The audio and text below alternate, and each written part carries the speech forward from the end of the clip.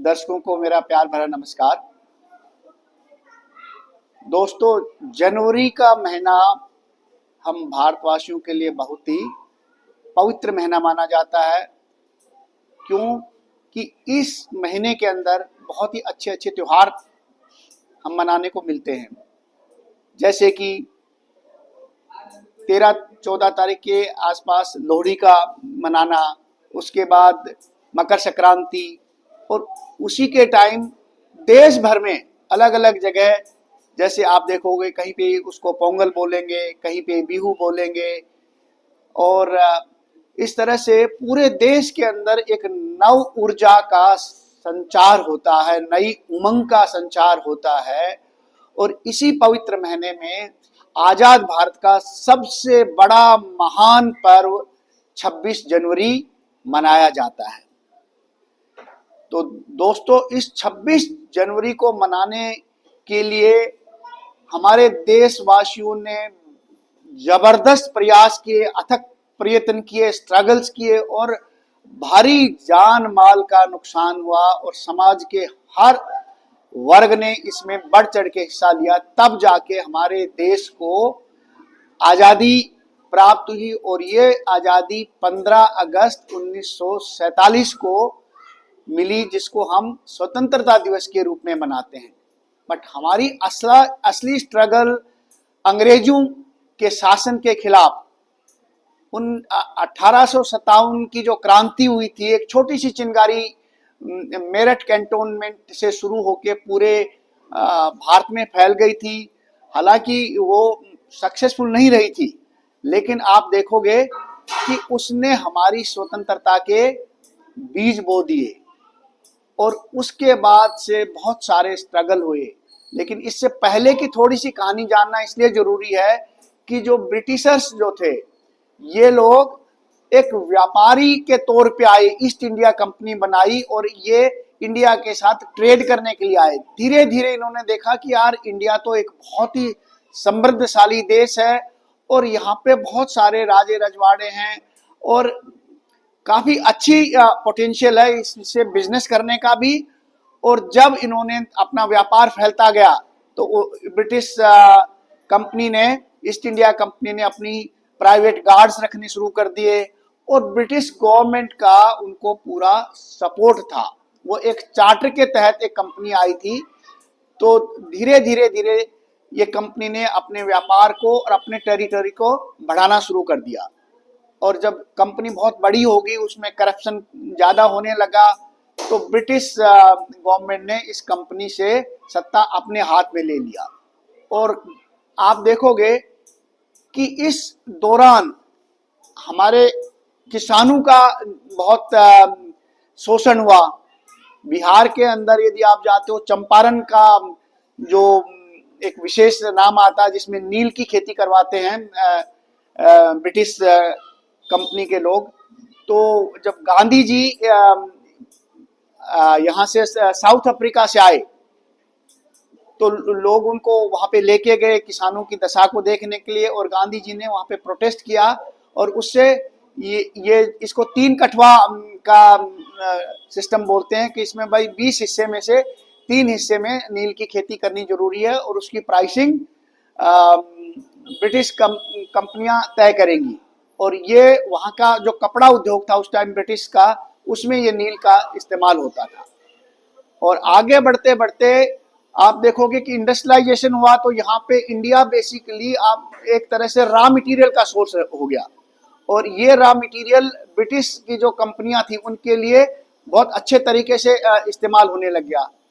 फिर आप देखोगे कि धीरे धीरे वर्ल्ड वार 1 के टाइम ब्रिटिशर्स को फौजें चाहिए थी, रॉ मटेरियल चाहिए था, अनाज चाहिए था, तो इंडिया के लोगों ने भरपूर उस टाइम सहयोग किया। और बदले में इंडिया के लोगों ने कहा कि भाई, हम लोगों को भी कुछ राइट्स मिलना चाहिए, गवर्नेंस के अंदर हमारा भी हिस्सा होना चाहिए। ऐसा नहीं है कि सारे के सारे रूल्स रेगुलेशन और एडमिनिस्ट्रेशन पूरा ब्रिटिश के हाथ में रहे। लेकिन वर्ल्ड वार 1 खत्म होने के बाद ब्रिटिशर्स ने जो वायदे किए थे वो पूरे नहीं हुए, और उससे जन आक्रोश और बढ़ गया। इधर गांधी जी ब्रिटेन से अपना बैरिस्टर की डिग्री करके आए और 24 साल की उम्र में अब्दुल्ला ब्रदर्स ने उनको साउथ अफ्रीका में बुलाया और उनका आपसी कोई फैमिली का बिजनेस डिस्प्यूट था, तो उन्होंने सोचा कि भाई ये बैरिस्टर भी हैं, अंग्रेजी के पढ़े लिखे हैं और अंग्रेजी कानून को इनकी जानकारी है, और साउथ अफ्रीका भी ब्रिटेन का ही एक निवेश था, तो इनको लेके गए और गांधी जी वहां पे केवल 1 साल के लिए गए थे। लेकिन जब गांधी जी ट्रेवल कर रहे थे ट्रेन के अंदर, उनके पास फर्स्ट क्लास का टिकट था, लेकिन कुछ समय तक तो वो चलते रहे और एक स्टेशन पे आकर के जो अंग्रेज टीटी था उसने कहा कि भाई आप फर्स्ट क्लास के डब्बे में नहीं बैठ सकते, भले ही आपके पास फर्स्ट क्लास की टिकट हो, और उसके बाद उनको उसी स्टेशन के ऊपर उतार दिया और सामान के साथ फेंक दिया, उतारना भी नहीं, उनको literally he was pushed out, उसको बाहर निकाल दिया। और उसके बाद वो ट्रेन चली जाती है, गांधी जी उसी जगह पे पूरी रात बिताते हैं, फिर दूसरे दिन अपने गंतव्य स्थान पे पहुंचते हैं। तो उस दिन के बाद से गांधी जी को लगा कि यार ये जो रंग भेद की नीति है, एक्सप्लॉइटेशन जो है वो बहुत ज्यादा हो रहा है, तो वहां से गांधी जी के मन में अंग्रेजों के खिलाफ और ज्यादा ये बढ़ गया। और जब वहां पे उन्होंने भारतीय मूल के लोगों का शोषण होते देखा, तो गांधी जी कम से कम 20 साल वहां पे रहे और उन्होंने वहां पे बहुत सारे आंदोलन किए, और वो आंदोलन सारे के सारे पीसफुल आंदोलन थे, क्योंकि उनके पास कोई और दूसरे रिसोर्सेज तो थे ही नहीं। और उस पीसफुल जिसको सत्याग्रह के नाम से बताया गया, सत्याग्रह करके पीसफुल तरीके से प्रोटेस्ट करके, और उन लोगों ने साउथ अफ्रीका में काफी लोगों को रिलीफ पहुंचाया। और इस दौरान गांधी जी ने बहुत सारे पब्लिकेशंस किए, अखबार गए, तो गांधी जी की चर्चाएं भारत में भी होने लगी। और जब भारत में वो लौट के आए तब उनका भव्य स्वागत हुआ, और फिर उनके ये सलाह दी गई कि भाई आप पहले 1 साल इंडिया के अंदर घूमो, इंडिया की प्रॉब्लम को समझो। और उसके बाद इन्होंने इंडिया का जो आंदोलन था, तो हमारा आंदोलन ऐसा नहीं कि केवल सत्याग्रह आधारित था, इससे पहले आप देखोगे कि नरम दल के लोग भी रहे, फिर गरम दल के लोग भी रहे, जैसे सुभाष चंद्र बोस और बाकी के लोग, और इसी तरह से फिर गांधी जी का जो दौर आया उसके अंदर सत्याग्रह का, क्विट इंडिया मूवमेंट और बहुत सारे, और लाहौर डिक्लेरेशन में फर्स्ट टाइम हमने कहा कि भाई हमें आज़ादी चाहिए, हमें और कुछ नहीं चाहिए, आज़ादी से कम कोई भी चीज़ हमें कबूल नहीं है।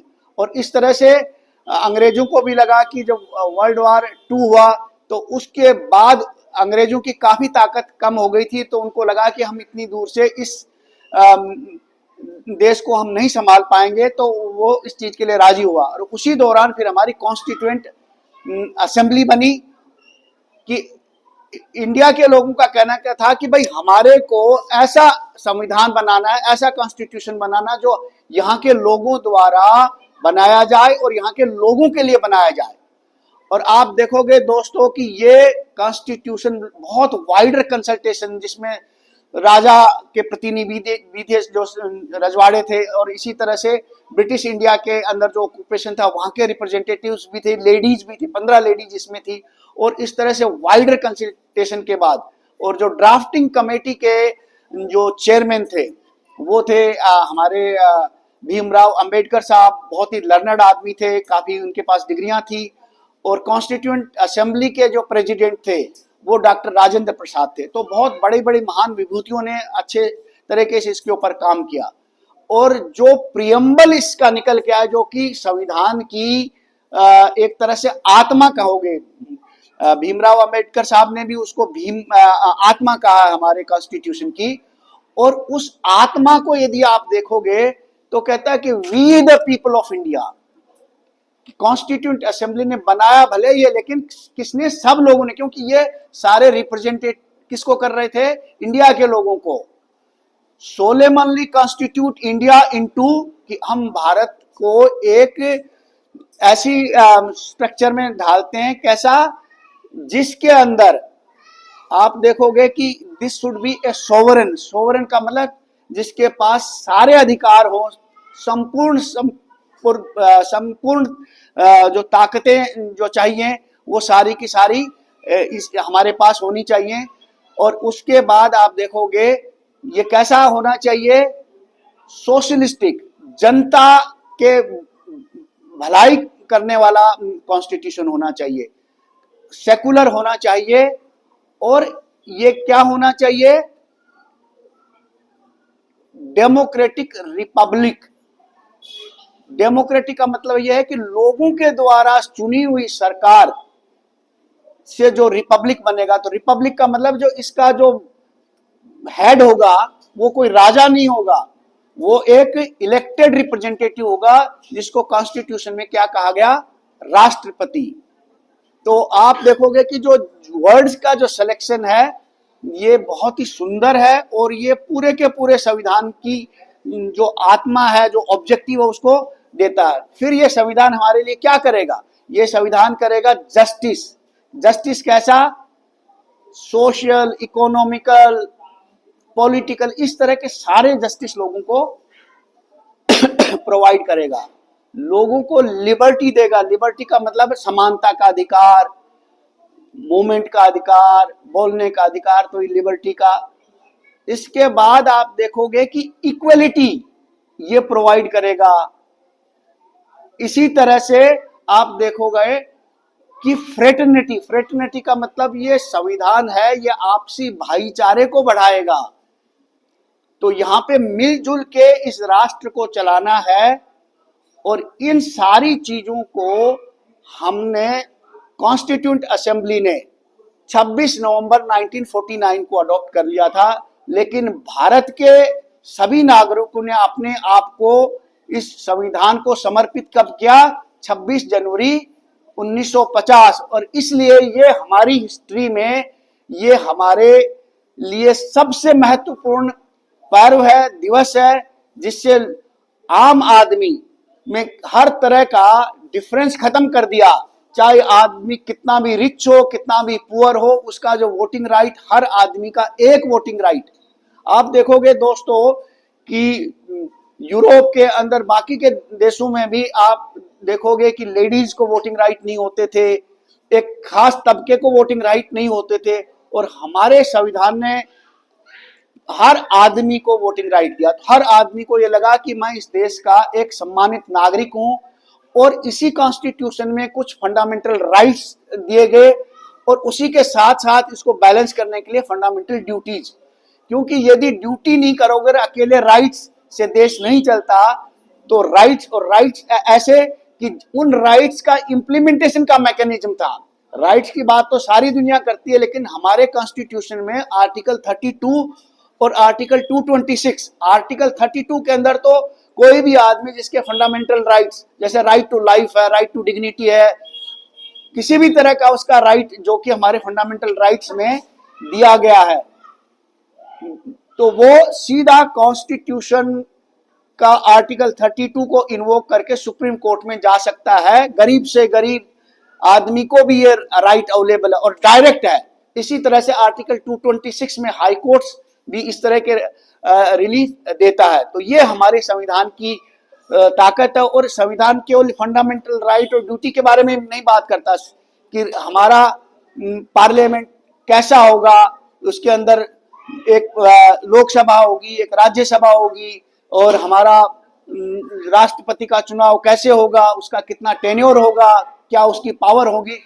इसी तरह से उन्होंने कहा कि भाई एक जुडिशरी का भी एक सेपरेट होना चाहिए। इसी तरह से हायर लेवल के जो रिक्रूटमेंट्स है, गवर्नमेंट के जो रिक्रूटमेंट हैं, उसके लिए उन लोगों ने सोचा कि क्या होना चाहिए, एक ऐसा यूपीएससी जैसी संस्था का कमीशन होना चाहिए जो कि करेगा। इसी तरह से इलेक्शन का फेयर कराने के लिए, फेयर इलेक्शन कराने के लिए इन लोगों ने इलेक्शन कमीशन ऑफ इंडिया का ये किया। इसी तरह से गवर्नमेंट के ऑडिट को करने के लिए सीएजी का प्रावधान किया। तो आप देखोगे कि दोस्तों इतने जो राइट्स है, और फिर स्टेट्स के अंदर और सेंटर के बीच में कन्फ्लिक्ट नहीं हो, तो क्योंकि हमारा फेडरल स्ट्रक्चर की बात करता है। इनफैक्ट धीरे धीरे हमारे 3 लेवल की गवर्नेंस होगी, एक सेंट्रल लेवल पे, एक स्टेट लेवल पे, और एक पंचायती लेवल की जो है, जो लोकल इश्यूज को एड्रेस करती है। तो इतना इलोबरेट, और ये हमारा लिखित संविधान है, इतना सुंदर संविधान है। अब हमारे हर देश के नागरिक की, और खास करके बच्चों की जो पढ़ रहे हैं, उनकी तो ये ड्यूटी बनती है कि वह संविधान के बारे में जाने, हमारे जो फ्रीडम मूवमेंट के बारे में जाने, विदेशों में भी किस तरह के स्ट्रगल हुए। जैसे मैग्ना कार्टा की नाम आता है, ये 1215 के अंदर इंग्लैंड के अंदर, जब इंग्लैंड के राजा जॉन ने लोगों अपने बैरन्स के ऊपर अननेसेसरी टैक्स और बहुत सारे उनकी राइट्स को कटेल कर दिया, तो ये मैग्ना कार्टा आया, जिसके अंदर उन्होंने कहा कि भाई राजा को भी संविधान के तहत ही काम करना पड़ेगा, रूल के तहत ही काम करना पड़ेगा। इसी तरह से फ्रांसीसी आंदोलन हुआ, और एक निरंकुश शासक को हटा करके किस तरह से एक डेमोक्रेटिकली इलेक्टेड गवर्नमेंट बनाई उन लोगों ने, तो पूरा राजतंत्र, और लोगों को फिर धीरे धीरे बहुत सारे राइट भी मिले। फिर नेपोलियन पिक्चर में आया, उसने भी अपना नेपोलियन कोड दिया। इधर फिर अमेरिका के अंदर जो फंडामेंटल राइट्स उन्होंने अपने लोगों को लिए दिए, वो एक पूरा विश्व के अंदर एक ऐसा आंदोलन चला, इतना दौर चला कि जिसमें इंडिविजुअल राइट्स का हर कंट्री ने धीरे धीरे सपोर्ट किया। तो दोस्तों, हम स्वर्णिम युग के अंदर हैं, हमें अपने देश को मजबूत करना है, और वो मजबूत तभी हो पाएगा जब हम लोग जम के मेहनत करें, देश के हित में बात करें, देश के हित में सोचें, और भाईचारे के साथ रहें, मिलजुल के रहें, और कमिट करें अपने आप को, तब जाके है। और जो ड्यूटीज हमारी जो बनती हैं, वो ड्यूटी बनी रहें। देश के अंदर साइंटिफिक टेम्परामेंट, मोरल वैल्यू, सबका समावेश हो, तभी जाके हम एक बहुत अच्छी देश बन सकते हैं, जो अपना भी भला सोचे और दुनिया का भी भला सोचे। और इन्हीं बिंदुओं के साथ मैं सभी से अपील करूंगा कि आप कॉन्स्टिट्यूशन के बारे में जानिए, आप फ्रीडम मूवमेंट के बारे में जानिए, कितने लोगों ने क्या क्या सेक्रीफाइस किया। जलियांवाले बाग की यादें तो सभी के जहान में अभी भी घूम रही होंगी, कि कितने लोगों ने, और गरीब ने भी उतना ही भाग लिया। जब गांधी जी ने कहा कि भाई हमें स्वदेशी चीजें अपनानी है, तो कितने लोगों ने विदेशी चीजों को जला दिया। तो ये एक बहुत ही कठिन दौर से निकल के हम लोगों ने इस देश को आजाद किया। और आजादी का मतलब ये होता है कि जैसे आप देखोगे सिविल केस, कोर्ट केसेस में क्या होता है कि यदि मान लो आपके फेवर में डिक्री मिल गई, ऑर्डर आपके फेवर में आ गया, और कहा कि भाई आपको पजेशन आपका बनता है, लेकिन पजेशन इस ऑर्डर से अकेले से काम नहीं चलेगा। जब इस ऑर्डर का एग्जीक्यूशन नहीं होगा, जब तक इसका एग्जीक्यूशन नहीं होगा ऑर्डर 21 के तहत, तब तक आप उस ऑर्डर के या इस डिक्री के फ्रूट्स एंजॉय नहीं कर सकते। तो इसी तरह से आजाद भले ही हम 1947 में हो गए, लेकिन पूर्ण जो सारे, जिसको कहते हैं सार्वभौमिक सत्ता हमारे को कब मिली? 26 जनवरी 1950। तो पूर्ण तरह से आजाद हम इसी दिन हुए हैं, और हमें बढ़ चढ़ के अपने आजादी को मनाना चाहिए, अपने स्वतंत्रता दिवस को मनाना चाहिए, और देश को, अगली जनरेशन को बहुत अच्छे मेहनत के साथ अच्छे हाथों में सौंपना चाहिए। इसी के साथ मैं आप सब लोगों को 26 जनवरी की हार्दिक बधाई देता हूं। धन्यवाद।